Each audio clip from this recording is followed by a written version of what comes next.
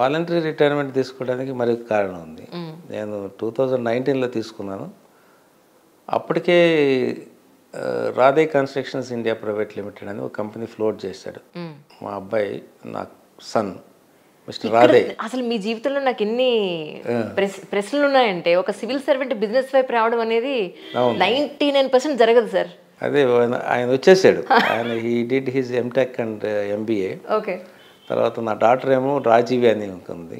ఆమె ఏమో MSc psychology. She a childs psychology specialist. So వీళ్ళిద్దరు కలిపి ఒక కంపెనీ పెట్టారు, కన్స్ట్రక్షన్ కంపెనీ. ఓకే.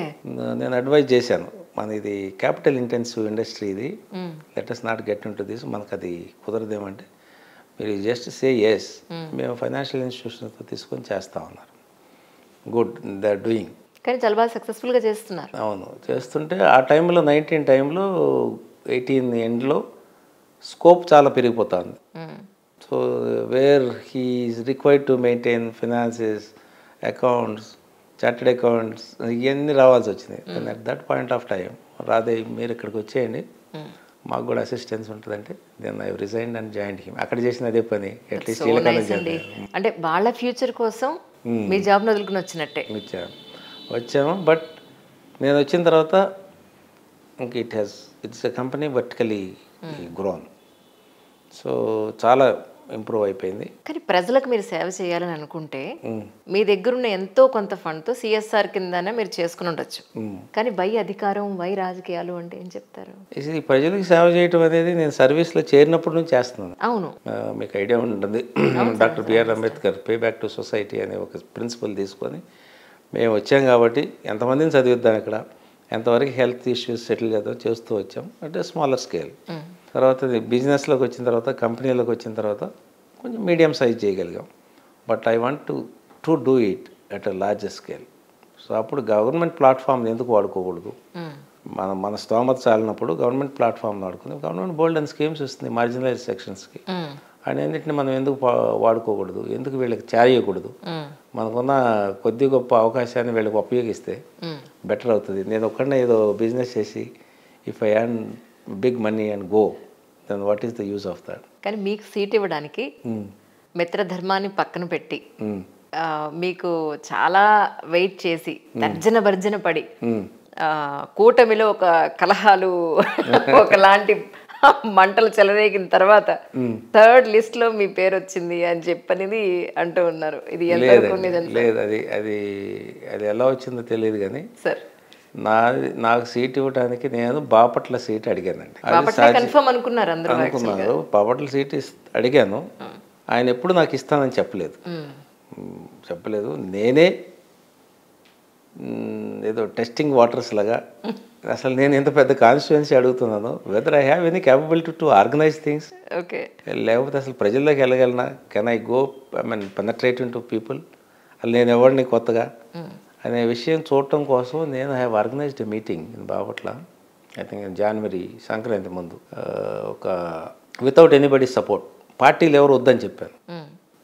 నేనేంటో తెలియాలన్నప్పుడు ఏదైనా పార్టీ ఉంటే పార్టీ వాడు వస్తారు. చేస్తే బాగా అయింది. ఐ థింక్ సమ్ 8,000-9,000 పీపుల్ వచ్చారు. It was organisation was professional.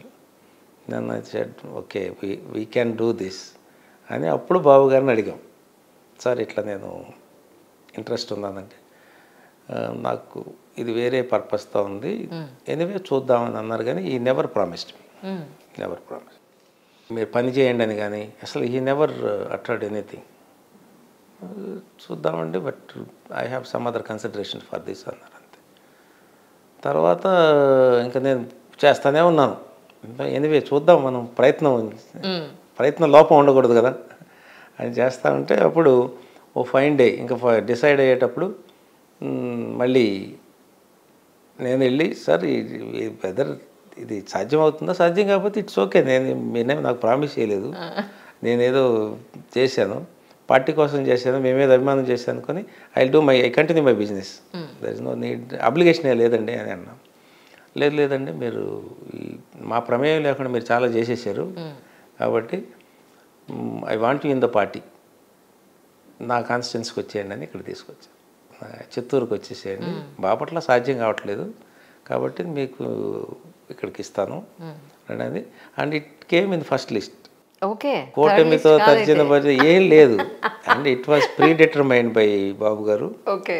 ఆయన ఇచ్చి నాకు కన్ఫర్మ్ చేసిన తర్వాత మీరు ఫస్ట్ డే కలిసినప్పుడే మీ సీట్ డిసైడ్ అయిందని చెప్పారు. That's so nice sir. First day కలిసినప్పుడే మీరు నాకు చిత్తూరు కావాలని నేను డిసైడ్ అయిపోయింది. మీకు ఎనీ టైం వస్తే నేను అక్కడ పంపడానికి సిద్ధం ఉన్నాను అని చెప్పారు. అప్పుడు ఫస్ట్ లిస్ట్లోనే ఉంది. నేను ఫస్ట్ 11 మెంబర్స్ని డిక్లేర్ చేశారు కదా, I was one of them. Parliament Chittoor MP seat గెలిచి బాబు గారికి రిటర్న్ గిఫ్ట్ ఇస్తానని అన్నారట, నిజమేనా? అదే లేదండి, గిఫ్ట్ ఇచ్చే అంత స్థాయి మనకి ఎక్కడుంది. బాబుగా ఈజ్ ఎ టవరింగ్ పర్సనాలిటీ.